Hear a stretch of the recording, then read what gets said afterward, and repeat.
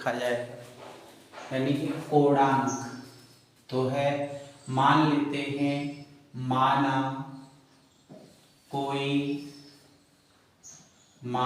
कोई सम्मिश्र संख्या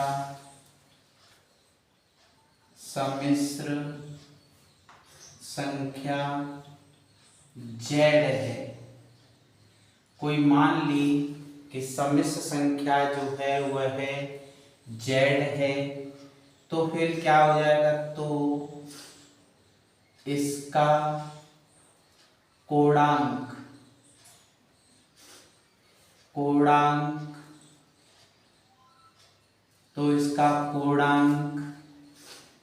ARG आर्ग्यूमेंट ऑफ z या एम्पलीट्यूड AMP z से प्रदर्शित किया जाता है, से डिनोट किया जाता है, प्रदर्शित किया जाता है। ठीक है, इससे जो है प्रदर्शित किया जाता है। अब होता क्या है, माना लेट z बराबर कोई समित संख्या हमने ले ली x प्लस i, तो इसका एम्पलीट्यूड यानी कोणांक क्या हो जाएगा, इसका कोणांक हो जाता है आर्ग्यूमेंट ऑफ z बराबर हो जाता है tan inverse mod by upon x, ये होता है। यानी ये सूत्र होता है tan inverse mod by upon x, या इसी को ऐसे भी लिख सकते हैं एम्पलीट्यूड ऑफ z बराबर, ये लिखा जा सकता है tan इनवर्स जो है tan inverse mod y upon x, ये tan इनवर्स। अब ये निकलता कैसे है उसको हम लोगों को यहाँ पर समझना है, तब हम एक साथ में लिखेंगे सूत्र। इधर हमने यहाँ पर ये बनाया, क्वाड्रेंट बना लेते हैं ये, ठीक है, ये क्वाड्रेंट ये जो है। अब यहाँ समझ लीजिए, पहले बाद में नोट करेंगे, यहाँ समझो पहले से। अब इसमें क्या होता है, ये जो है वास्तविक संख्या को प्रदर्शित करती है, ये धन, ये 0,0 होता है, ठीक है, ये मूल बिंदु होता है ये वाला 0, और ये धन x अक्ष होती है, यहाँ से लेकर के यहाँ तक धन x अक्ष होती है, और यहाँ से लेके यहाँ तक जो है वह ऋण x अक्ष होती है, यहाँ से यहाँ तक ये धन y अक्ष होती है, और यहाँ से लेकर के ये माइनस y अक्ष होती है। ठीक है, अगर कोई सम्मिश्र संख्या इस प्रथम चतुर्थांश में दी गई है, मान लेते हैं कोई सम्मिश्र संख्या z1 बराबर, ये कोई सम्मिश्र संख्या दी गई है, इसमें x प्लस i, इसमें क्या होता है, x भी पॉजिटिव होता है, x ग्रेटर देन 0 होता है, और y भी जो है ग्रेटर देन 0 होता है, दोनों प्लस के होते हैं। तो उस समय हमारा आर्ग्यूमेंट क्या निकलेगा, आर्ग्यूमेंट ऑफ z, उस समय सूत्र होता है tan inverse mod by upon x, ये होता है tan inverse y upon x। जब हम द्वितीय चतुर्थांश में आते हैं तो x ऋण का हो जाता है, यानी यहाँ पर हो जाएगा x लेस देन 0, और y प्लस का रहता है y ग्रेटर देन 0 हो जाएगा। तो इसमें इसकी सम संख्या क्या हो जाएगी, Z2 मान लेते हैं -x प्लस IY होगी, ठीक है। तब क्या होगा इसका जो है क्या निकल के आता है, तो आर्ग्यूमेंट इसका जो निकल के आएगा, आर्ग्यूमेंट जो है आर्ग्यूमेंट ऑफ Z, तब क्या होगा इसका पाई माइनस ये tan इनवर्स मॉड और ये y अपॉन x होगा। तब सूत्र ये होता है इसका, ठीक है। अब मान लीजिए तृतीय में आ जाए, तो तृतीय में x भी ऋण का है, y भी ऋण का है। तो तृतीय में अगर हम आ जाएं तो इसके क्या हो जाएगा, यहाँ x लेस देन 0 हो जाएगा और y भी लेस देन 0 हो जाएगा। x लेस देन 0 और y लेस देन 0, यानी इसकी सम संख्या अगर हम Z3 को लिखें तो -x होगा -y होगा। तो इसके निकालने के तरीके दो तरीके से निकलता है ये। एक सूत्र होता है इसका आर्ग्यूमेंट ऑफ ये Z2 रहेगा, Z3 बराबर क्या होगा, इसमें माइनस लगा सकते हैं, माइनस पाई माइनस और ये tan इनवर्स हमने इस तरह लिखा, tan inverse y upon x और ये मॉड। अगर इसको हल कर दो तो क्या हो जाएगा, ये प्लस का हो जाएगा tan inverse y upon x और माइनस पाई हो जाएगा। एक और तरीका होता है इसका निकालने का, एक और तरीका ये होता है आर्ग्यूमेंट ऑफ Z3, वो होता है पाई प्लस 180 में कुछ जोड़ दें तो होता है tan इनवर्स जो है यानी कि y अपॉन x का मॉडुलस। तब ये सूत्र भी होता है। इसमें क्या होता है, x ऋण का है, y प्लस का है, तो x ग्रेटर देन 0 है और y लेस देन 0, y छोटा है माइनस में है। तो अब यहाँ सूत्र क्या हो जाएगा, Z4 बराबर क्या होगा, x माइनस कोई मान लो i मान सकते हैं, ये कुछ भी ये मान लो। तो अब इसका आर्ग्यूमेंट क्या होगा, तो इसका आर्ग्यूमेंट जो है आर्ग्यूमेंट ऑफ Z4 तो वो होगा -tan और y अपॉन x का मॉडुलस। या फिर इसका एक सूत्र और होता है, जैसे इसका सूत्र दो ये है तो इसका भी एक दूसरा इसी तरह होता है। तो आर्ग्यूमेंट ऑफ Z4 बराबर क्या हो जाएगा, ध्यान से देखिए यहाँ पर, तो इसका यानी 360 में से यानी 2 पाई में से इसको घटा दो तो ये tan जो है y अपॉन x, ये भी सूत्र होता है इसका। तो अब ये सूत्र है, तो अब हमें ये कोणांक निकालने का जो है हम लोगों ने किसका सीखा, प्रथम चतुर्थांश में है तो ये सूत्र लगेगा, द्वितीय चतुर्थांश में है तो ये सूत्र लगेगा, तृतीय चतुर्थांश में दो सूत्रों से काम चलाते हैं, इससे भी निकल आएगा, इससे भी निकल आएगा, ठीक है। और इसमें जो है क्या होता है, इसमें जो है ये सूत्र लगता है -tan इनवर्स, ये जो है tan इनवर्स होगा, ये जो है tan इनवर्स 2 पाई वाला। तो अब क्या ये, लेकिन अगर हमसे ये पूछा जाए धन x अक्ष का बता, ठीक है, तब क्या होगा, अब यही सूत्र हम यहाँ लिखते हैं। तो यही सूत्रों को जब हम यहाँ लिखते हैं तो जैसे z बराबर जो है यानी कि आर्ग्यूमेंट ऑफ, ये जो है सूत्र पहला देखते हैं, z बराबर x प्लस IY, ठीक है। तो इस समय z बराबर तो आर्ग्यूमेंट ऑफ z बराबर क्या होगा, हमने वहां डिटेल्स में लिखा, तो यहाँ पर होगा tan inverse y upon x का मॉड। कब है ये सूत्र, देखो पहला वाला, x ग्रेटर देन 0 हो और y ग्रेटर देन भी 0 हो।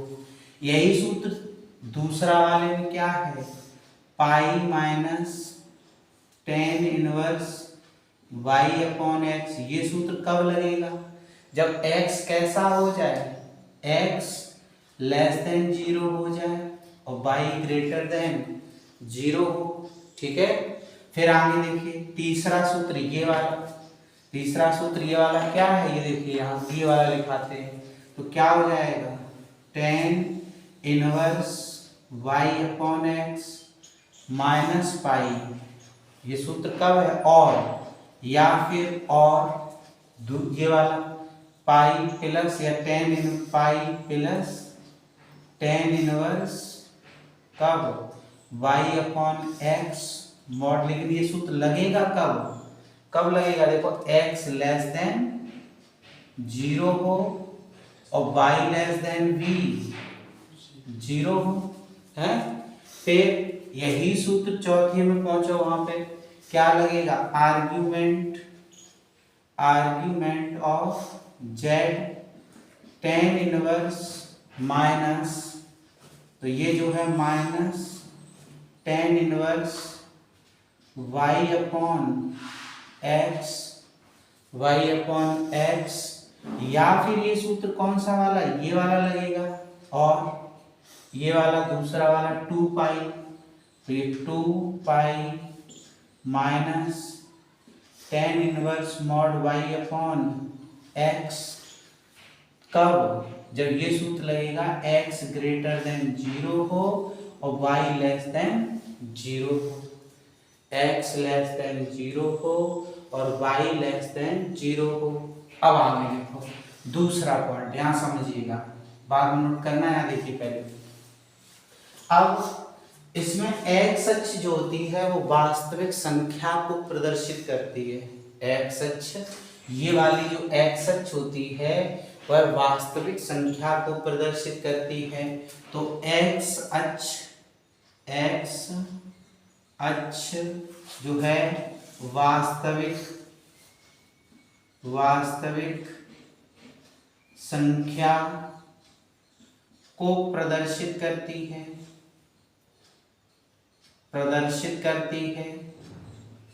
ये जो है वास्तविक संख्या को प्रदर्शित करती है x अक्ष।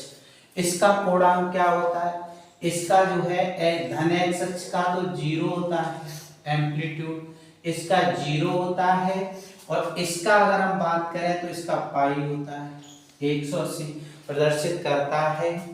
ठीक है, प्रदर्शित करता है जिसका पूर्णांक, ठीक है, जिसका पूर्णांक जो है क्या होता है, 0 तथा पाई होता है। ध्यान से देखें इस चीज को, एक्स अक्ष, ये वाली एक्स अक्ष वास्तविक संख्या को प्रदर्शित करती है और इसका पूर्णांक जो है 0 कहाँ होता है, धन एक्स अक्ष का होता है। ठीक है, जैसे कि मान लो यहाँ पर ये लिखा हो आर्ग्यूमेंट, जैसे ये जो है कोई भी वास्तविक z बराबर ये लिखा हो, यहाँ पर 3 लिख दिया जाए तो 3 धनात्मक है, इसका आर्ग्यूमेंट निकालोगे तो आर्ग्यूमेंट ऑफ z बराबर क्या हो जाएगा, 0। इसका आर्ग्यूमेंट ऑफ जो है 0 हो जाएगा। ठीक है, ऐसे ही मान लो इसका जैसे ये कह दिया जाए आर्ग्यूमेंट ऑफ 5, तो भी क्या होगा, 5 देखो धन लगा तो 0 हो जाएगा। इसी तरह आर्ग्यूमेंट ऑफ मान लीजिए 7 हो, तब भी क्या हो जाएगा, 0 हो जाएगा। लेकिन अगर यही इस तरह लिख दिया जाए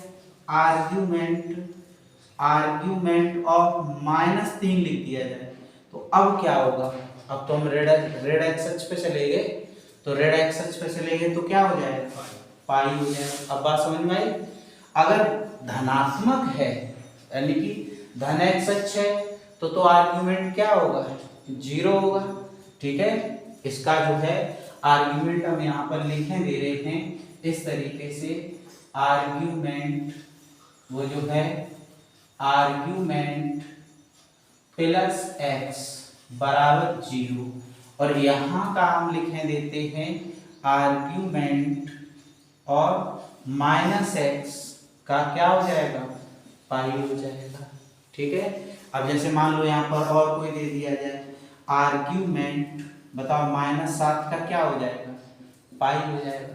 अगर ये धनात्मक संख्या है, ठीक है, धनात्मक संख्या है तो 0 रहेगा, यानी धन एक्स अक्ष पे चलेंगे, और ऋणात्मक संख्या अगर है तो क्या हो जाएगा, पाई हो जाएगा। इतनी बात क्लियर हुई। अब इसमें क्या होता है, ऐसे ही मतलब बाई अक्ष किसको प्रदर्शित करती है, ये काल्पनिक सम्मिश्र संख्या को प्रदर्शित करती है। ऋण वाई अक्ष जो है वह है ऋण वाई अक्ष जो है इसको प्रदर्शित करती है, इसको। तो ये प्योरली इमेजिनरी होती है।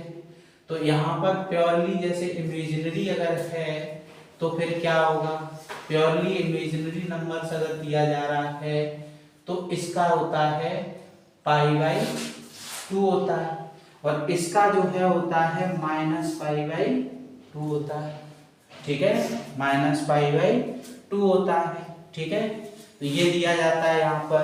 तो अब जैसे हम यहाँ लिख देते हैं, इसको ये हटा देते हैं, तो इसकी सम्मिश्र संख्या जो है, यानी अगला पॉइंट जो है इसका आता है, ये तो हम लोगों का दिया ही था, z बराबर x प्लस i/, ऊपर वाला तो नोट कर लिया था थोड़ा। ठीक है, अब देखो तीसरा पॉइंट यहाँ लिख देते हैं। तीसरा पॉइंट क्या होगा, y अक्ष काल्पनिक संख्या को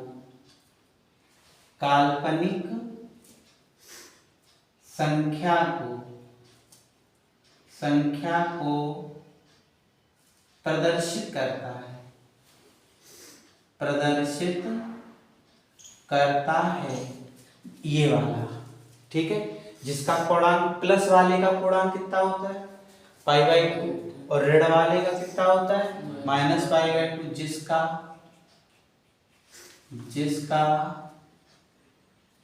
कोणांक π/2 तथा -π/2 होता है। ठीक है, अब π/2 धनात्मक वाले का होता है और ऋणात्मक वाले का क्या होगा, जैसे यहाँ देखिएगा प्योरली इमेजिनरी नंबर दिया जाए, जैसे आर्ग्यूमेंट, ठीक है, आर्ग्यूमेंट ऑफ y, तो फिर क्या लिखोगे, π/2। ठीक है, ऐसे ही लिखा है, मान लो कोई संख्या दी है, आर्ग्यूमेंट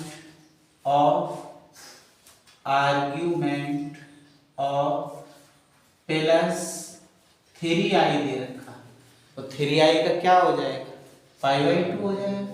ठीक है, i लगा देते हैं, π/2 हो जाएगा। मान लो ये लिखा है आर्ग्यूमेंट ऑफ 5i हो जाए तो भी π/2 हो जाएगा। लेकिन अगर यही ऋण का हो जाए तो आर्ग्यूमेंट ऑफ -i/y का हो जाए तो तब तो हम नीचे चले गए, तो क्या हो जाएगा, -π/2 हो जाएगा। फिर आर्ग्यूमेंट ऑफ -5i, अब बताओ क्या हो जाएगा, -π/2 हो जाएगा। इसी तरह से आर्ग्यूमेंट ऑफ -7i, इसका क्या हो जाएगा, इसका भी। तो कहने का मतलब समझ में आया, यहाँ से अगर हम ऊपर है तो फिर क्या होगा, प्लस का π/2, और अगर हम यहाँ से यहाँ नीचे हैं तो क्या होगा, माइनस। एक पॉइंट और रहेगा, केवल चौथा पॉइंट। अब 0 का पूर्णांक क्या होगा भाई, सम्मिश्र संख्या 0 जो है वह z बराबर 0 प्लस 0i, ये क्या होती है, शुद्ध काल्पनिक संख्या भी होती है और शुद्ध वास्तविक संख्या भी होती है। तो इसका पूर्णांक यह है, जो है ये जो है शुद्ध काल्पनिक संख्या तथा जो है शुद्ध वास्तविक संख्या होती है। शुद्ध काल्पनिक संख्या, शुद्ध काल्पनिक व शुद्ध वास्तविक संख्या होती है और इसका पूर्णांक जो है वह है इनडिटरमिनेट होता है। इसका पूर्णांक जो है अनिर्धार्य होता है, इनडिटरमिनेट,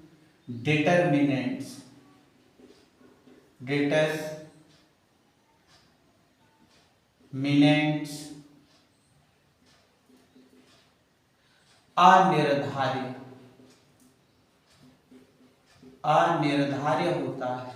ठीक है, यानी इसका निर्धारण, यानी जीरो का निर्धारण नहीं कर सकते हैं। तो ये पूरा बायोडाटा हो गया, तब जाकर के पूर्णांक सही कर पाओगे। प्रथम चतुर्थांश में ये लगना, द्वितीय में ये लगना, तृतीय में ये, दोनों से काम चला सकते हो, इससे भी, चतुर्थ में दोनों से चला सकते हो। धन x अक्ष है तो क्या होगा, पूर्णांक 0 होगा। ऋण x अक्ष है तो क्या होगा, पाई होगा। धन y अक्ष है तो पाई/2 होगा। ऋण y अक्ष है तो -पाई/2 होगा। और जीरो का मूल बिंदु का ही अगर पूछ लिया जाए तो मूल बिंदु का पूर्णांक जो है अनिर्धार्य होता है। ठीक है, इसका निर्धारण नहीं किया जा सकता है। जीरो जो है वह शुद्ध काल्पनिक और शुद्ध वास्तविक दोनों होती है, उसका निर्धारण नहीं किया जा सकता है। इसको जो है नोट कर लीजिए जो है।